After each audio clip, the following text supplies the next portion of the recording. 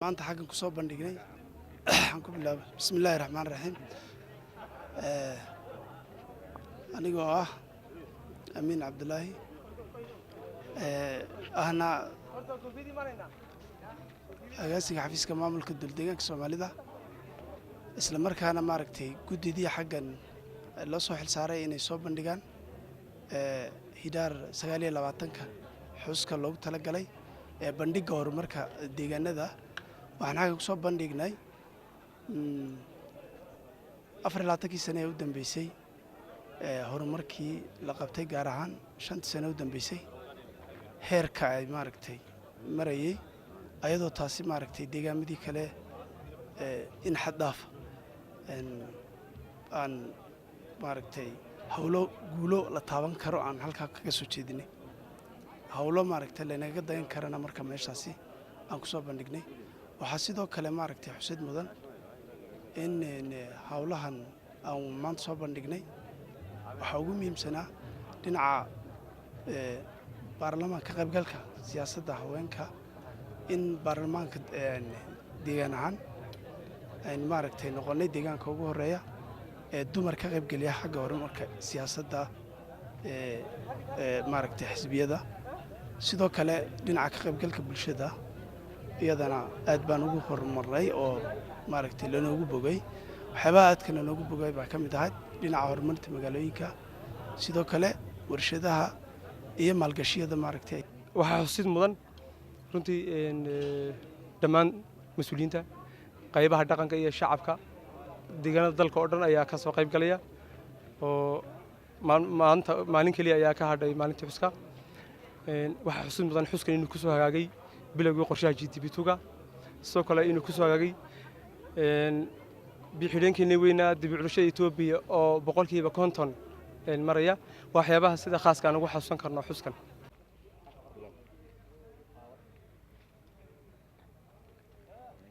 bismillaahi raxmaani raxiim magacaygu waa Deeq Muqaddin Xasan ka soo jeeda deegaanka Soomaalida Itoobiya gaar ahaan gobolka Qorraxay waxaan aad ugu faraxsanahay inaan ku soo dhaweyno xuska sanad guurada 10aad ee beerbeer saawajka ama maalinta qowmiyadda shucuubta dalka Itoobiya kilalka Gambeella aad baan ugu faraxsanahay dadka noo yimaaday iyo martida faraha badan meesha noo joogo anigoo muddo ka shaqeynaya xaan Gambeella shaqo u joogay waxaan aad u jecelahay tahniyad iyo mataqaanaa salaam weyn halkan ooga diro dhammaan shacab weynaha Itoobiya ee isku yimaaday ismaamulka kilalka Gambeellaga taasoo sababtay guulaha uu ku tilaabsatay mataqaanaa EPRDF si ay isku keento bulshadeeda iyo qaybaheeda kala duwan ee beerbeer saawajka waxaa farxad gooni ah anigoo ka soo jeeda kilalka shanaad ama Soomaali kilal Itoobiya inay igu yimaadaan Gambeella caanageel aan muddo mataqaanaa aan u xiisaysnaa oo wali arag soo waxaan farxad ballaaran iyo mataqaanaa mahadnaq u celinayaa xukuumadda dowladda deegaanka Soomaaliya Itoobiya oo hogaaminayo madaxweyne Cabdi Maxamed Cumar iyo golihiisa kaamineedka sida mataqaanaa isxilxaanka leh ee horumarka iyo nabadgelyada maamulka suuban ay ugu taabageliyeen kilalkeena sabab ogsoonahay kilalkeena marka Soomaali kilal baan ka imid Soomaalida Itoobiya wax kale ma yar aaminsaneed laakiin maanta markaan caanihi geeli mataqaanaa aan geeyna xafiistanadii runtii aad bay ugu farxayaan markaan iyaga tusno iyo buugti mataqaanaa oo ka turjumaysa horumarka iyo nidaamyada horumarneed ee la qabtay oo axmaar ku qoran haddana iyadu awleedo Soomaali loo qorshaday axmaar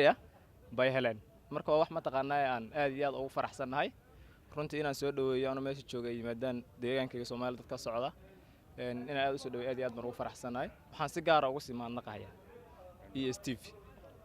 ESTV laamaheeda kala duwan sida mataqaanaa ay u hogaaminayaan mataqaanaa shaqadooda ay ka wadaan Gambeella maadaama muddo la joogteen waxaan jeclaan lahaa inaad kilalka muddo sii joogtaan wad horumarkiisana ka sheekaysaan si ay isku xidhaan bulshada ku nool kilalka Gambeella iyo kilalka Soomaalida Itoobiya marka aad iyo aad baan ugu faraxsanahay thank you very much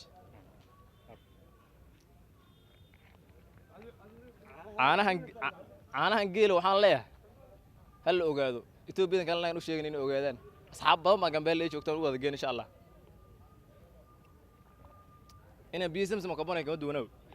khayr waa sogna نمبلا magacaygu waa Farxaan Nuur waxaan ahay shaqaale ka shaqeeya deegaanka Gambeella kana qaato kontraato haddii aan ka hadlo hidhaar 29 hidhaar waa maalin aad iyo aad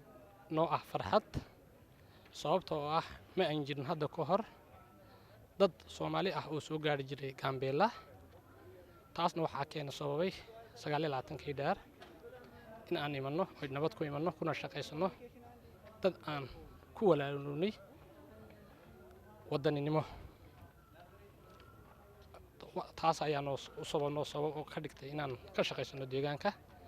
haddii aan u noqdo deegaankeena dowlad deegaanka Soomaalida Itoobiya waxaa sanadihii ugu dambeeyay laga gaadhay dhinaca horumarka mid aad xawli u socda waxaa la horumariyay biyaha waxaa la horumariyay caafimaadka waxaa la horumariyay waxbarashada asaasiga ah ilaa waxaa la gaarsiiyay heer ay maanta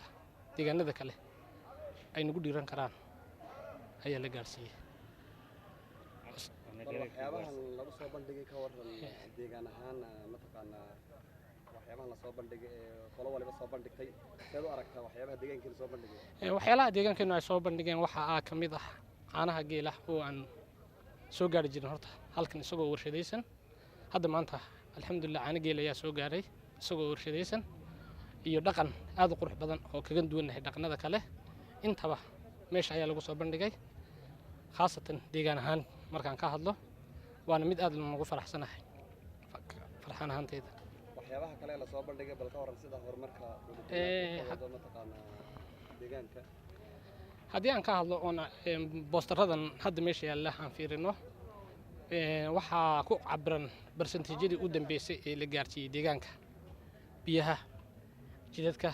intaba waa mid aad u kacas barsantiijka hadda ay gaarsiin sanadadan dambe taana waa maamul wanaagga suuban ee deegaanku ay qabteen waan ugu hambaleynayaa maamul suubanida ay qabteen dowlad deegaanka meel kasta ay joogaan maxaa fariin u farnaa haddii aan fariin u faro dhalinyarada meel kasta ay joogaan waxaan dhihi lahaa Itoobiya waa mid waana meel kasta oo deegaanka joogto waad ka shaqaysan kartaa waanaad ka horumari kartaan ha lagu dadaalo nabadda shaqadana ha la badiyo adiga hadda ujeedadan aad Gambeella u joogto maxay weeyaan aniga ujeedadan hadda Gambeella u joogo waxaan dhisaa dhismayaasha jidadka dhismayaasha contractor baan nahay shaqadaasaan joognaa dhalinyarada Soomaalida ee waxbaratay ee guryaha dhigatay dhugmatiga bal ka waran inay isbedel maadin inay soo keeni karaan mataqaanaa waxaan fari lahaa meel kasta oo Itoobiya joogto shaqo way taala waana shaqaysan kartaan dhalinyartu inay shaqaysato gacantiis qabsato ay shaqaystaan baan dhihi lahaa assalaamu calaykum waraxmatullah magacayga waxa weeyaan Amiir Mukhtaar Abdiraxmaan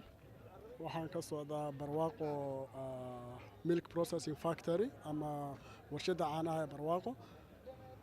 marka maanta halkan waxaan joogaa beer Sawoj Gambeella joognaa maadaama waxaan ku jirnaa carwo marka caanihii ayaanu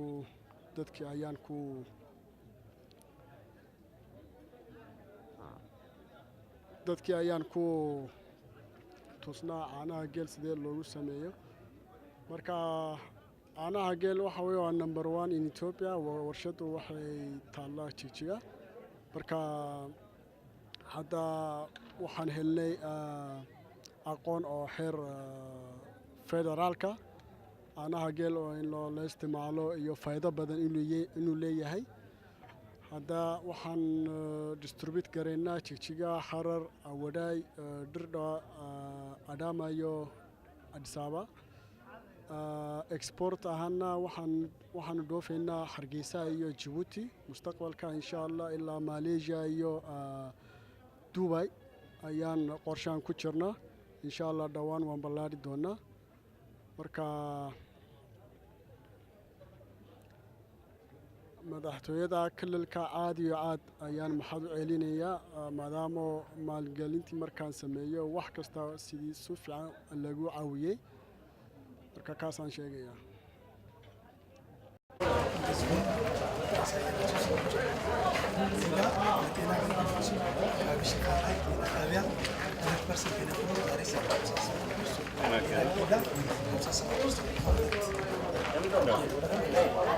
medical hospital sustainable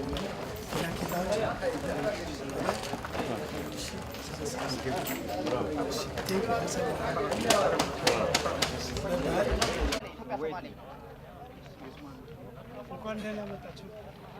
ኢትዮጵያ ሶማሌ ክልል በመጀመሪያ አስታውቂ የወተት ምን አለው የሚለውን አረጋግጦ የሰጠን ደብዳቤ ነው። በቅርቡ ደግሞ ምንም አይሆንም ፓስቸራይዝ ስለሆነ ምንም የጤና ችግር አያመጣም። እኔ ኃላፊነቱን ወስዳለሁ። ባለቤቱ ነኝ የዚህ ፋብሪካ። እኔም አብሬው ልጠጣ እችላለሁ።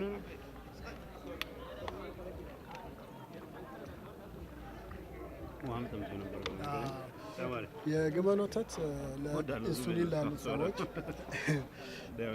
ለዲያቤቲክ ደግሞ በጣም ኢንሱሊን ስላለው ብዙ ነው። አዲስ አበባ እያከፋፈልን ነው። ናዝሬት፣ ድሬዳዋ፣ ሀረር፣ አወዳይ፣ ጂጂጋ ነው ፋብሪካ ያለው። አሁን በቅርቡ ዱባይና ማሌዥያ ለመላክ እየተነጋገርን ነው። የግመል ወተት ብዙ አሁን ሳይንቲፊካሊም ብዙ እየተመከረ ነው። ምክንያቱም ግመል ብዙ ነገር ስለሚበላ የጤና የመድኃኒትነቱ ባህሪ ከፍተኛ ነው። እዚህ ላይ ስሜም አድራሻዬም አለ። አዲስ አበባም ካስፈለገ ቦሌ ሚካኤል ቻይና ክሊኒክ አጠገብ ኤጀንት አለ። እዛ ነበር እዛ ማግኘት ይቻላል። ወደ ልማት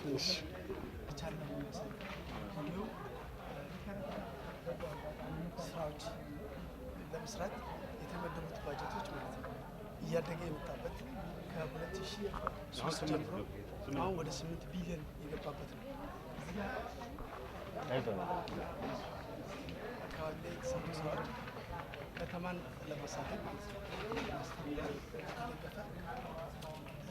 የተሰሩ ስራዎችን ነው እዚህ ጋር የሚሰሩ። እዚህ ጋር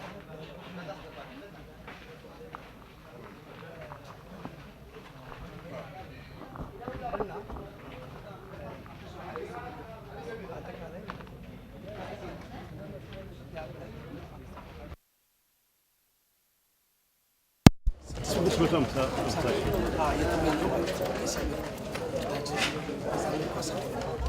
ወደ ውሃ ሱፕላይ ደረጃ ማለት ነው 45 ወደ 7 በሩራል ሌቭል